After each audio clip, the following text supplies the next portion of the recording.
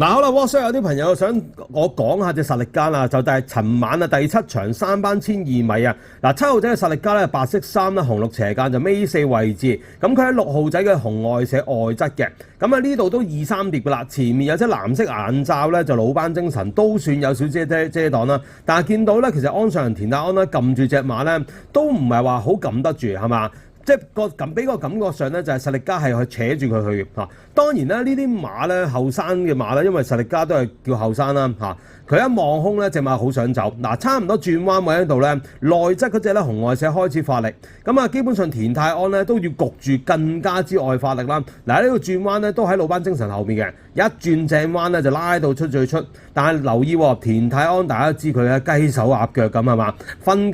疆，跟住係喺右邊打咗兩邊。嗱，但係咧之後咧冇乜點打過，大家留意下喎。嗱，買咗個朋友慘啦。嗱，見到潘頓後近氣咧，都幫你兩隻手推，然後再左手抽一抽邊啦。好啦，睇下咧直鏡啊，呢度轉入直路，咁啊實力加走到最出㗎啦。咁喺老班精神內針，見到田泰安分疆，然後右手打兩邊，一邊兩邊，跟住再推，最多都打一邊啫。嗱，按道理呢度咧佢都要好努力咁拆，其實冇嚇，兩隻手撳下嘅啫嚇。嗱，隻馬咧翻嚟咧，如果有問題就話啫喎，冇問題咧嚇，其實咧有少少麻煩㗎。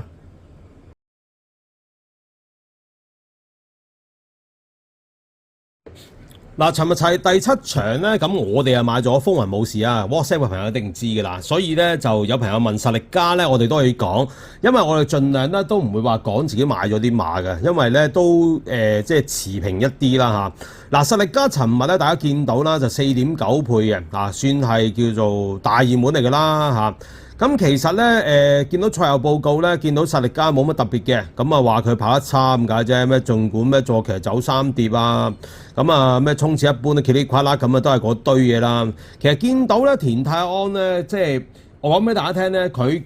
啲騎功一定係差㗎啦嚇，直接啲講。不過咧，我就講俾你聽，人人都有長短處嘅嚇，咁啊，即係可能佢勤力啊，或者係唔推唔三唔四啦，咁所以佢起碼一季咧都有啲一定嘅坐騎數字嚇，或者係一定嘅贏馬數字嘅。但係問題嚟講咧，佢嗰啲騎師咧就真係大動作啲咯，所以佢如果咧係經常性咁樣輸呢啲熱門咧，佢好容易俾咧小組啄住嘅。因為你見到佢咧最後直路啦，抽咗其實大概都係3邊左右，俾我睇唔到啦，多一邊啊4邊啊，係嘛？佢呢啲應該要努力啲拆騎先得嘅。臨尾就算隻馬唔得咧，都要推啊，起碼你啲動作大啲，好似人哋咧考車咁啊，係咪先？做俾阿 Sir 睇啊，係嘛？你沿途隻馬已經係3-4碟嗱，不過呢啲嘢大家都知嚇，所以話田泰安嘅熱門咧真係買唔過嘅，除非真係可能有內檔有遮擋啦，嗱，好似其實我有時講馬大家都留意到嘅，我都會講咧，即係例如你估計到實力加呢啲馬咧排5檔開頭，你都以為佢內跌有遮擋，點知佢走咗出去係嘛？咁啊無可厚非。不過你見到呢啲咁嘅馬咧，你唔好當佢今次真輸嚇。即係當佢假敗就算㗎啦嚇！你呢啲田泰安其實人哋跑1002米咧，佢足足跑咗1400-1500米㗎喺出面嚇。佢最後入直路咧，又冇打邊又冇勝係嘛，好礙眼。咁你潘頓啊，就算騎隻老班精神啊，排個10檔放唔出啊，都係咁以臨尾啦，都雙手推啊，撲落去啊，然後都抽下兩邊啊。你實力加，你田泰安都唔係一個，又唔係話嗰啲競賽小組特別痛錫你嘅係咪啊？你竟然話咁樣嚇嗱，今次就冇事咋？我講俾你聽，如果佢咁樣 hea 跑咧，一到季尾咧嚇，又揾1-2個人殺雞儆猴騎師咧，佢係隨時舐嘢嘅嚇。所以大家咧，今次有啲朋友買咗實力加咧，就唔好咁快放棄呢隻馬 ，OK 嘅隻馬嚇，係只不過今次田泰安人錢跑1200，佢跑1450，乜都死啦嚇。咁啊，田泰安做起一定渣㗎啦，所以咧就唔會話咁多鬼鼠嘢嘅，佢就係最多係好似咁跑得差咯，即係係唔係都走去最外㗎啦？你有幾可見到佢內欄捐上嚟跑得好精彩係嘛嚇？贏馬通常隻馬孭翻嚟係事實嚟㗎係嘛嚇？我都講咗佢有其他長處，不過喺騎功方面咧就真係差啲咯。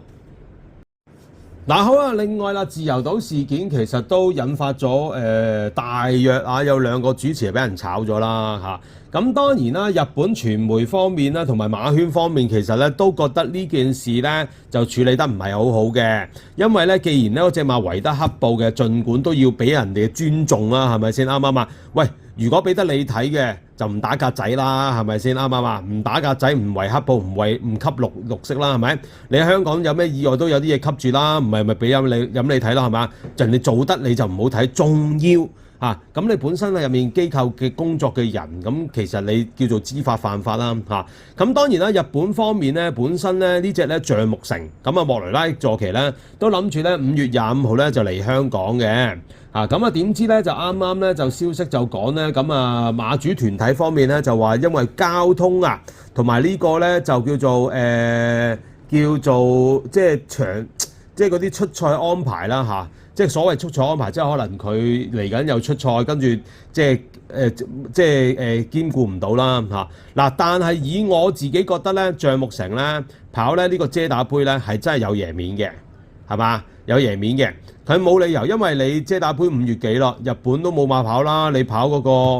唔跑嗰個寶塚紀念，你基本上中長途馬都冇乜大賽跑咁呢一匹橡木城其實遠征香港咧係好即係好重要。咁究竟呢個交通問題同埋呢個咧賽事嘅賽期問題會唔會話有關，定係同呢個自由島事件當係日本馬圈入面俾少少嘅無聲抗議咧？我覺得有影響嘅即係你呢個處理方法，喂，你嗰隻自由島唔係普通馬喎，係3冠馬後嚟嘅喎。儘管唔係第一隻，但係3冠馬後都係好難能可貴。喂，仲要人哋出晒公仔咁好出名，人哋喺當地馬圈談論咗好耐㗎。所以咧呢壇咧呢個橡木城咧，其實明眼人都睇到因為啲咩事㗎啦，交咩通問題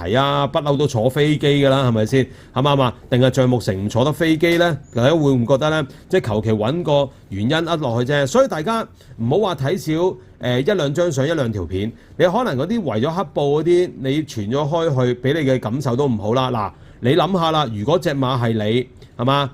俾原本就要隻馬都要bắt㗎啦或者係要一絲尊重啦，你都要夾硬播條片，仲要唔係馬主親手掉出嚟嘅，仲要你係外人掉出嚟嘅，你係咩感受啊？係嘛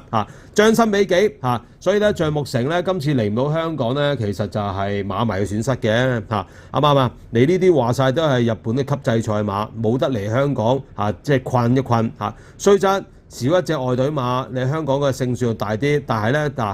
即係唔係咁樣睇嘢㗎嘛，係咪我哋唔係軟弱嘅人嚟㗎嘛，咁接受挑戰咧先有用㗎嘛。所以咧今次自由島呢單嘢咧，其實咧會唔會牽連到咧今年12月咧咁拭目以待啦。希望盡快淡忘呢件事啦